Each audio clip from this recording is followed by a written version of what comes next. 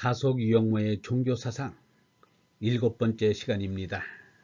오늘은 하늘나라, 하늘나라라는 제목으로 말씀드리겠습니다. 7번째, 하늘나라. 에크하르트는 하느님과 신성의 차이를 언급하였다. 하느님은 어떤 곳으로 나타나지만 신성은 결코 다다를 수 없는 절대적인 물을 뜻한다. 신성은 모든 사물을 생기게 하는 존재의 바탕이지만 하느님의 특징은 존재이다. 우리의 삶은 존재이어야 한다. 우리의 삶이 존재인 한에서 그것은 하느님 안에 있다. 존재의 결핍은 결함이다. 하느님 안에 있는 가장 보잘것없는 것조차도 우주보다 더 완전하며 하느님 안에 있는 가장 비천한 것도 천사의 지식보다 더 훌륭하다. 하느님은 나와 같이 계시고 내 속에 계시며 그런 방식으로 나는 신과 동행하는 것이다. 나를 아는 것은 하느님을 아는 것이며 나를 사랑하는 것은 하느님을 사랑하는 것이다. 그것이 바로 신인 합일이다. 이처럼 우주의 근원인 하느님과 일치하는 순간에 나는 우주의 주인이 된다. 1965년에 다석은 이와 같은 신비주의 사상을 동양 사상의 지평 위에 펼치고자 하였다. 어떤 느려 돼 정엽, 봄, 여름, 신림, 드름, 원형, 이정, 춘하, 추동, 다석일지 1965년 5월 25일 텅 빈 꼭대기, 그곳이 우주의 근원이고 내 마음속의 한 중심점이 나인 것을 안다. 언제나 한없이 높은 큰 사람을 생각하고 겸허하고 자중하게 내가 종이라는 것으로 만족한다. 하늘의 별들은 다 하늘의 눈동자요. 휴양한 세상 풍경은 희진에 불과하다. 태양 같은 지각태어가 하느님이고 속이 비고 만물을 살리시는 이가 큰 길이신 그리스도다.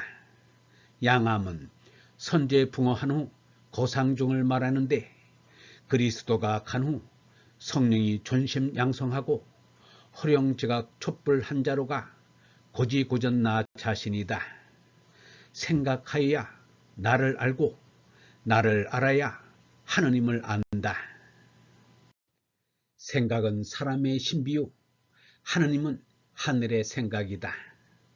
언제나 생각하고 나를 길러가는 것이 하느님을 사랑하는 길이다.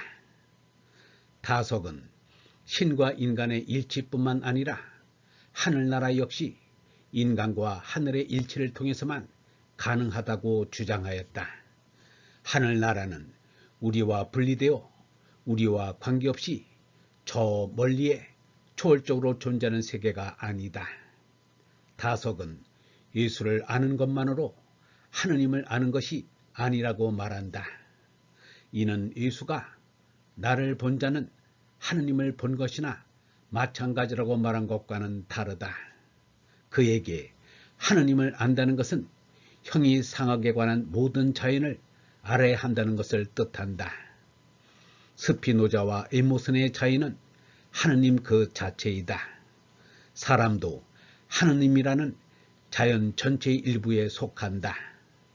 전체 자연의 하느님을 알아야 그 전체의 부분으로 있는 사람의 자리를 정할 수 있으며 그 둘 사이의 관계를 밝혀주는 것이 바로 종교라는 것이다. 하늘나라는 또한 칸트가 기술한 것처럼 지상에서 하느님 나라를 무한하게 확장하려는 인간의 노력 가운데서 그 구체적인 모습을 드러내게 된다. 이에 대하여 다석은 하늘나라에 대한 다음과 같은 암호문을 남겨놓았다.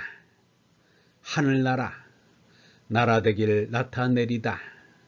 오늘 누리 온틈, 우리 오늘 사람, 하루 일벌 하루, 일바 일업, 닐러 말업.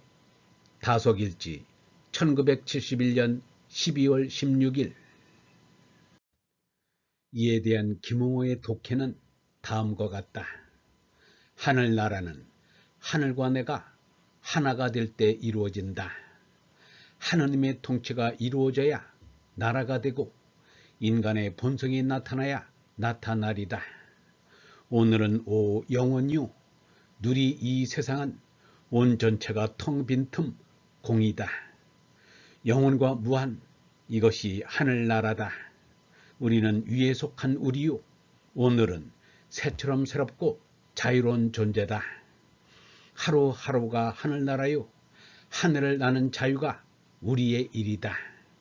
오늘 하루도 자유를 찾아서 돌을 닦는 것이 우리의 일이다. 일과 돌을 닦아라.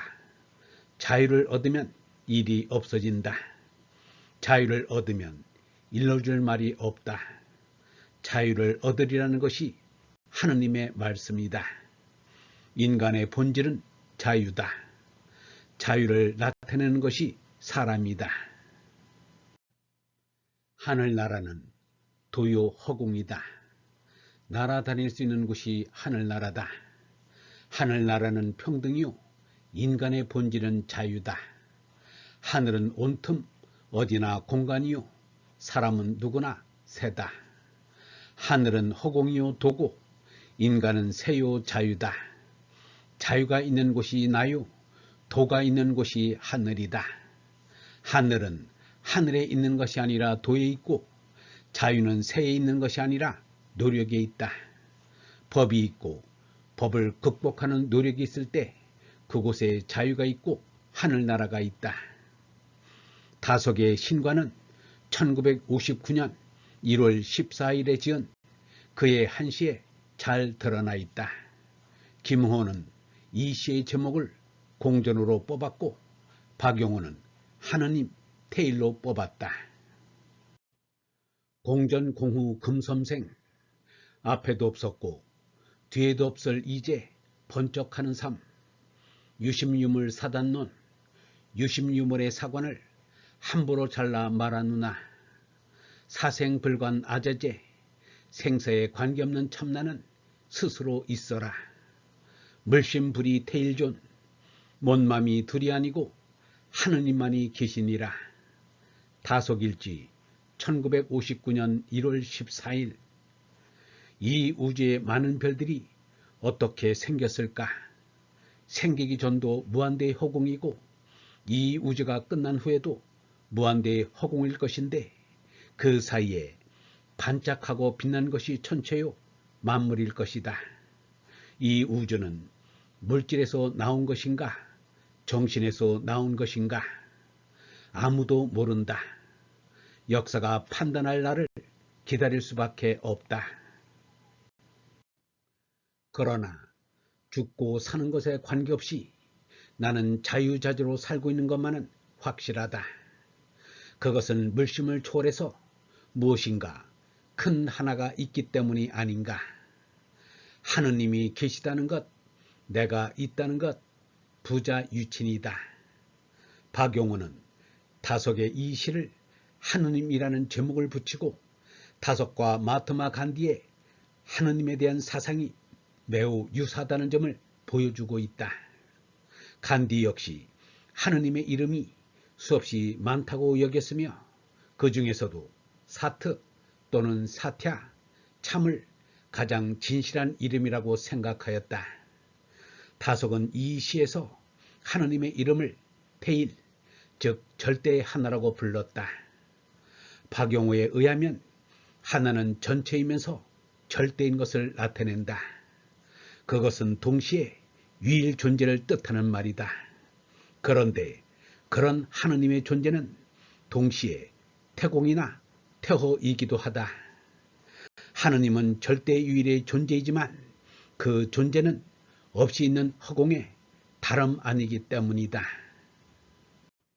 그 절대적인 허공 안에 존재하는 모든 상대적 존재는 앞에서도 없었고 뒤에도 없을 것이 전광석화처럼 나타나서는 그대로 없어지는 것들에 불과하다. 다속은 1890년에 나서 1981년까지 살다 간 존재로서 80만 시간을 지속했지만 절대적인 영혼의 시간에서 보면 한낱 성광에 지나지 않는다. 이처럼 상대적 존재는 있어도 없는 것들이지만 하느님은 없이 계시는 분이시다. 여기에서 있는 것과 없는 것의 구분은 무의미하게 된다. 박용호의 풀이에 의하면 하느님은 있는 모든 것, 즉 전체이다. 하느님은 무한 허공의 많은 별들이 고깃대처럼 유영하는 것이다.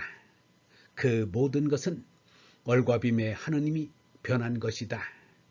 그 모든 것은 업에서 나온 이시다. 그러므로 근본이신 하느님은 물심과 유무의 경계를 넘나드는 얼의 무이고 얼의 공이며 그 모든 것을 품으면서도 초월하는 태일인 것이다. 영성신학원 다속아카데미의 하늘소리였습니다.